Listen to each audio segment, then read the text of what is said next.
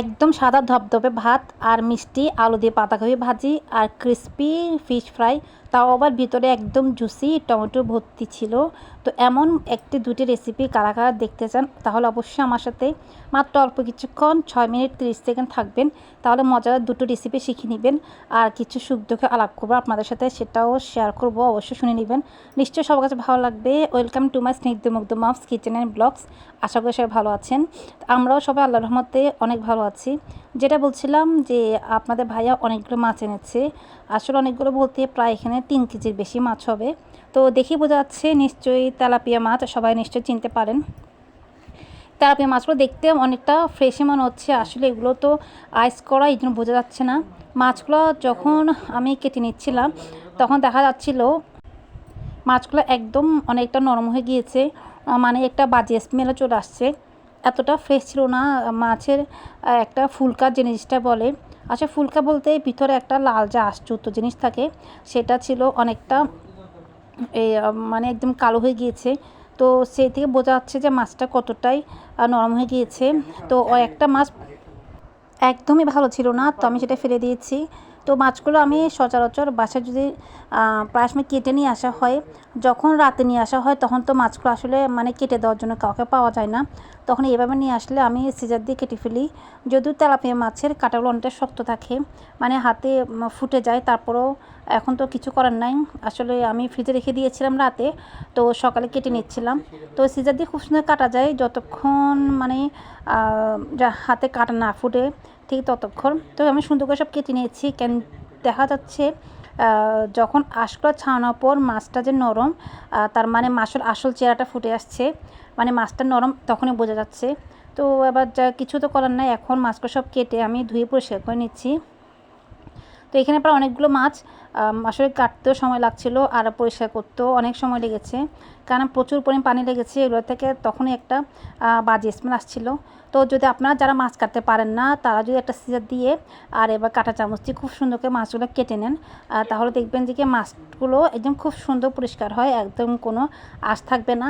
আর এত ইজি ওয়েতে মাছ পরিষ্কার করা যায়, আসলে আমি নিজেই মাঝে মাঝে অবাক হয়ে যাই। এই যে আমি খুব সুন্দর সিজার কেটে নিয়েছি। তো আমি মাছ কাটা সিজারটা না ইউজ করে আমি একটা শিপ থেকে সিজারটা নিয়েছিলাম। এই সিজারটা আমার কাছে বেশি ধারালো মনে হয়, আর মনে হয় যতই শক্ত হোক না কেন যে কোনো মাছ খুব সুন্দর করে মানে কাপড়ের মতোই কেটে নেওয়া যায়। আর আঁশগুলো কাটা চামচ খুব সুন্দর পরিষ্কার করা যায়, সেটা তো বলেছি। সবাই অবশ্যই এত সুন্দর একটা টিপস, এত সোজা একটা টিপস বাসায় শেয়ার করতে পারেন। আর অবশ্যই আপনারা ট্রাইও করতে পারেন, কারণ এটা খুব ইজি ওয়েতে মাছ কাটা যায়। আর এভাবে মাছটা কাটতে পারলে আসলে কখনো বাসায় যদি মাছ নিয়েও আসা হয় তাহলে এত বোর ফিলিং হয় না, কারণ যেহেতু একটু সহজ ওয়ে কাটা যায়। তো আমি মাছটা সবগুলো কেটে নিয়েছি। তো এখানে একটা সমস্যা হতে পারে, মাছের মাথার সামনে যে একটু মানে মুখটা কেটে ফেলে দিয়ে আমরা সেটা আসলে বটি দিয়ে কাটতে হয়, কারণ এটা আমি সিজেতে কাটতে পারছিলাম না। তো কোনো মতে কেটে নিয়েছি, কারণ এতগুলো মাছ কাটা আসলে কষ্ট। আর তাছাড়া আমরা তো বাসায় এত মাছ কাটতে মানে ইউজড না। যাই হোক, দেখতে বোঝা যাচ্ছে আমি সবগুলো মাছ কেটে নিয়েছি। আর সিঙ্কে আমি একটা জালি দিয়ে দিয়েছি, কেন তা নাহলে আঁশগুলো সিঙ্কে জমে যায়, তখন পানি আটকে যায়। এর জন্য আপনারা যখনই মাছ ধুবেন নিচে যদি একটা ঝুড়ি দিয়ে রাখেন তাহলে আঁশগুলো সব ঝুড়িতে পড়বে, আর আপনার সিঙ্কটাও লক হয়ে যাবে না, আর সিঙ্কটা খুব সুন্দর পানি পরিষ্কার হয়ে যাবে। এখন আমি সবগুলো মাছ পিস করে নেব আমার পছন্দ মতো। পিস করতে গেলে দেখা গেছে আরেক সমস্যা, আরও কয়েকটা মাছই নরম বের হয়ে আসছে। তো আমি সবগুলো মাছ পিস করে নিয়ে খুব সুন্দর করে কেটে নিয়েছি। আর এখানে এই যে আমার সবগুলো মাছের আঁশ ঝুড়িতে আছে, একদম সিঙ্কে পড়েনি, আর সিঙ্কটা লক হবে না। আমি সবগুলো মাছ এভাবে একটা একটা ধুয়ে সুন্দর করে পিস করে নিয়েছি।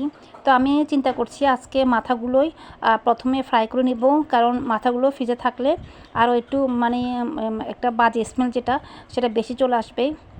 তো আমি অনেকক্ষণ পানি দিয়ে ধুয়ে নিয়েছি, লবণ পানি দিয়ে ধুয়ে নিয়ে কিছু লবণ দিয়ে ভিনেগার দিয়ে মেখে রেখেছিলাম। আর এখন আমি একটু লবণ দিয়েছি আর হলুদ গুঁড়ো দিয়েছি এখানে 1.5 টিস্পুন আমি আটা দিয়ে ভালো করে মেখে আমি তেলে ভেজে নিচ্ছি, কারণ আমি জানতাম এগুলো যেহেতু নরম মাছ ছিল এগুলো ফ্রাই প্যানে লেগে যাবে, এর জন্য আটা দিয়েছি। তো আপনার যে কোনো নরম মাছ যদি একটু আটা দিয়ে ফ্রাই করেন তাহলে একদম কিন্তু লেগে যাবে না, খুব সুন্দর ক্রিস্পি একটা ফ্রাই হবে, আর ভিতরটা খুব সুন্দর জুসি হবে। তো ফিশ ফ্রাইটা করতে করতে আমি পাশের চুলায় বসিয়ে দিয়েছি একটা রেসিপি, সেটা হচ্ছে আলু আর পাতাকপি রেসিপি। এখানে আমি অনেকগুলো শুধু পেঁয়াজ দিয়েছি আর একটু লবণ দিয়ে খুব ভালো করে পেঁয়াজগুলো নরম করে নেব। যখন পেঁয়াজটা নরম হয়ে আসবে আমি আলু আর বাঁধাকপি সবগুলো দিয়ে দিব, কারণ এটা একটা মিষ্টি ফ্লেভারের তরকারি হবে। এর জন্য এখানে কোনো কাঁচামরিচ, শুকনো মরিচ বা গুঁড়ামরিচ কিছু ইউজ করবেন না। আর এই ভাজিটা রুটির সাথে বা ভাতের সাথে খুব টেস্ট হয়, একটা অন্যরকম একটা টেস্ট আসে। তো এই যে আমি খুব সুন্দর দিয়ে ভালো করে দিয়ে দিচ্ছি। আমার পাতিলটা একটু মনে হয় ছোটো হয়ে গিয়েছিলো, এই জন্য পড়ে যাচ্ছিলো। আর আমি এখন মাছের মাথাগুলোকে ভালো করে টমেটো দিয়ে একটু ভুনা করে নিব। এগুলো ছিল আমার ফ্রোজেন টমেটো, এর জন্য অনেকগুলো পানি ছেড়ে দিয়েছে। টমেটোতে শুধু আমি দিয়েছি হাফ টিস্পুন মরিচের গুঁড়ো, আর লবণ তো অবশ্যই দিব। দিয়ে আমি এখন সবগুলো মাছ টমেটোর সাথে দিয়ে দিব, তাহলে খুব সুন্দর টেস্ট আসবে। আর মাছের ভিতরে টমেটোর টক ফ্লেভারটা আসলে তাহলে মানে মাছটা খুব ভালো লাগবে। আর যদি ইচ্ছে হয় আপনারা মাছ ফ্রাইটা ঠিক এভাবে খেতে পারেন, এভাবেও খুব ভালো লাগে। তো আমি টমেটোর মধ্যে মাছ ফ্রাই সব দিয়ে দিয়েছি। আর এখানে পাতাকপি আর আলু সিদ্ধ হওয়ার জন্য দিয়েছি একটুখানি পানি বলতে আমি হাফ কাপ পানি দিয়েছি। তো সবার কাছে কেমন লেগেছে আজকে আমার টিপস এবং দুটি রেসিপি অবশ্যই কমেন্টস করে জানাবেন। সবাই ভালো থাকবেন। আজকে বিদায় নিচ্ছি। আল্লাহ হাফেজ।